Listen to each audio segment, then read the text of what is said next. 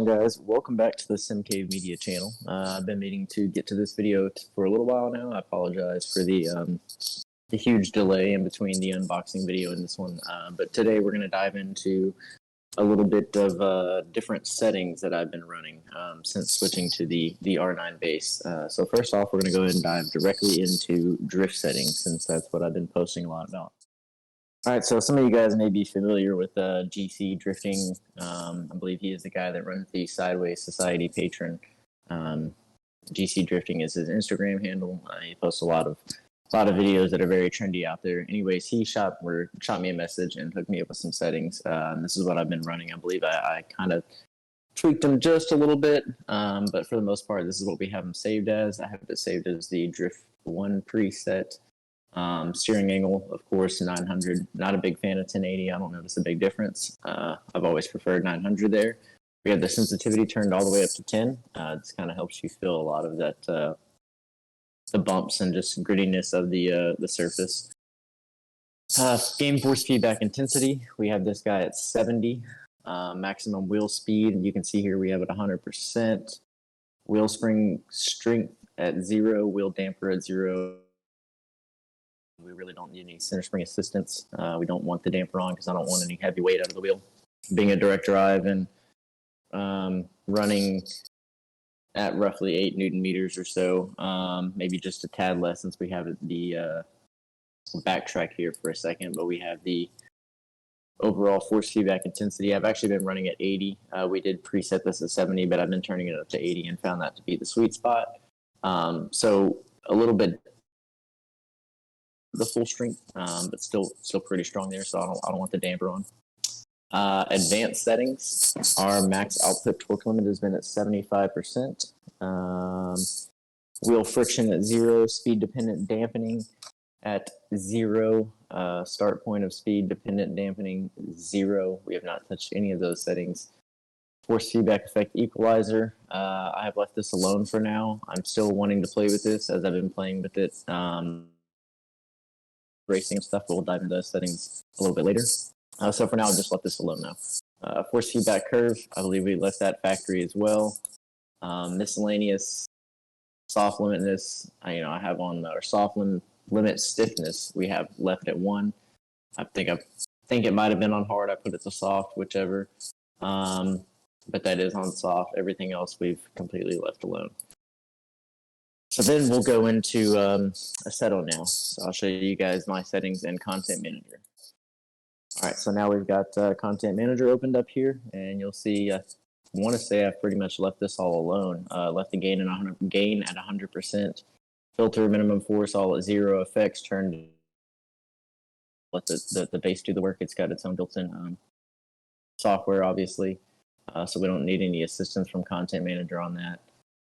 Miscellaneous and hands understeer, I'll leave that off. Soft lock, I do leave on. And I believe that's about it. Nothing else has really been touched. So I'm really relying on the Moza software to do most of the work here. All right, and now that we've talked a little bit about the drift settings, we'll go ahead and dive into dirt racing for any of you dirt fans out there on iRacing.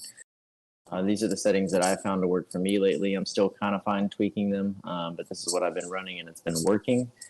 Right now we'll go ahead and start back here. We run the force feedback intensity at 80%, same thing that I run on drifting, just a little bit less than the full output. Maximum steering angle, we still leave at 900. Road sensitivity on this one, I put at 5. Game feedback intensity, I put at 80%. Maximum wheel speed at 10. Wheel spring at 0, wheel damper at 50. I like that little bit of weight with these cars. And again, these are just settings that I've found to work for me. Of course, you can fine tweak these or use this as a good base and go from there. And whatever works best for you, of course. That's going to be something that suits your driving style. Everybody has a slightly different driving style. So for maximum output torque limit, we are at 60%. Wheel friction, we are at 30. Force feedback equalizer, we have messed with a little bit here. So at 15 hertz, you see we're bumping up to 150%. At 25 hertz, we're bumping up to 200%. We're leaving it at 200% across the board from there. These are settings that I believe I got from Boosted Media on a video he did, so I'm not claiming this is mine, but this is what I have switched to and found it to be working very well. Base force feedback curve we have left alone. Miscellaneous, pretty much the same thing as the drift settings. We left all this alone as well. So now we'll hop over into iRacing and I'll show you guys what I'm running there. All right, now we're loaded up into iRacing here. Disregard the unassigned. We have everything turned off on the sim right now. So it's just not recognizing in game at the moment. But we do have, typically this is set at 900. I bumped it the other day and I've been fighting to get it back at directly 900. So kind of disregard this, but 900 is the range that we run matching in iRacing, since that is what we're running in the Moza app as well. Strength, this kind of does bounce around a little bit per track because I do use the iRacing auto feature. But I typically run anywhere from about 8 to roughly 14 in the sprint cars primarily. Again, this does change per car, per track. Wheel force, obviously, we're set at 9 Newton meters to match the 9 Newton meter base. I am running 15% smoothing, 0 dampening, 0 minimum force. And that's pretty much it. That's what we have the settings locked in as. That's what I've been running for about the last month now, and I found it to work pretty well. I'm enjoying it.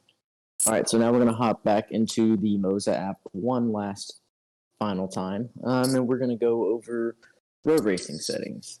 So these, I will say before I go ahead and give these settings out, that these are not my settings. I have been running exactly the identical settings I found in a video by Boosted Media. So I do not take credit for these settings at all. These are his settings, but again, this is what I have been running for road racing, and I found it to work very well. So thank you to Boosted for posting these. I have them saved as the Boosted Media settings.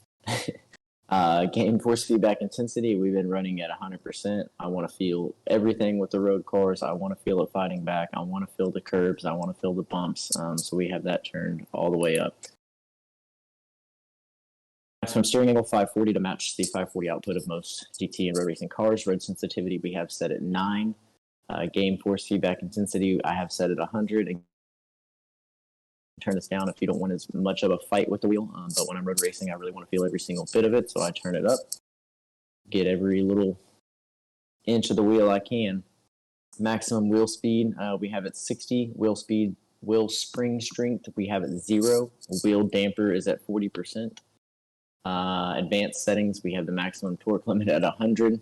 Again, we're cranking this thing all the way up. Steering wheel inertia at 2250. Friction at 15%, speed dependent dampening at 60%, start point of speed dependent dampening at 90 kilometers an hour. Force feedback effect equalizer, same as we're running on the dirt cars. 10 hertz we left at 100%, 15 we bumped it up to 150, 25 hertz we bumped it up to 200% and kept it there across the board. Let's see, what else do we have here? Base force feedback curve we've left the same.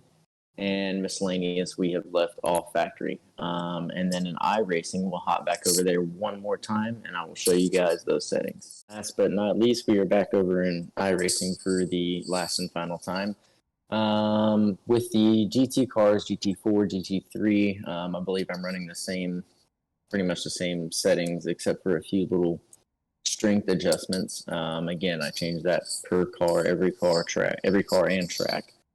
But LMP2s, I'm pretty much running a lot of the same settings within Moza and iRacing as well. So wheel map range, again, this is actually supposed to be 540. We have not adjusted this yet. I typically don't run the Mercedes. That's the one we loaded into. I've been running more of the Aston Martin this season. So we will adjust this later to be a little more fine-tuned, but 540 is what you want to keep it matched at. Strength, we're at 11.6 right now. I believe I run it up to like 16, 17 max, depending on the track and car. Wheel force, 9 Newton meters to match the base again. Smoothing at 15%. We do crank a little bit of dampening in these cars, just because they seem to be really kind of mushy, near self-center to me. So I put a little dampening in there just to kind of add that weight feeling. iRacing doesn't always give. Aside from that, think that's pretty much it. We leave custom controls checked for every car because I do change the settings so much per car. And I don't want to adjust the settings on one car, then load into another and things feel different. So this is a good thing to check and keep in mind of. Aside from that, I hope these settings really help you guys. If you have any questions, please feel free to leave them in the comments below. Until then, see you gentlemen next time.